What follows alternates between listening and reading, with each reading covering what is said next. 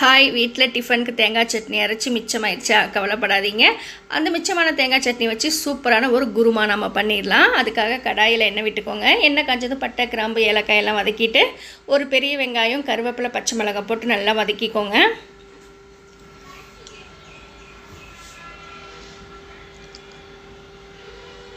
உப்பு கொஞ்சமாக ஆட் பண்ணிக்கலாம். ஏன்னா தேங்காய் சட்னியில் ஆல்ரெடி உப்பு இருக்கும். ஒரு பெரிய தக்காளியை இந்த மாதிரி பொடியாக நறுக்கி நம்ம ஆட் பண்ணிக்கலாம். பொடி பார்த்திங்கன்னா மிளகாய்த்தூள், மல்லித்தூள், சோம்புத்தூள் எடுத்திருக்கேன். அது எண்ணெயிலேயே போட்டு நல்லா வதக்கிக்குங்க.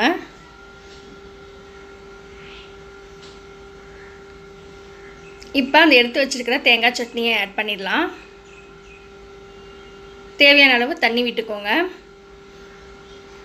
இப்போ இந்த குருமா நல்லா கொதிக்கட்டும். நல்லா கொதித்ததும் ஒரு 5 மினிட்ஸ் கழித்து நம்ம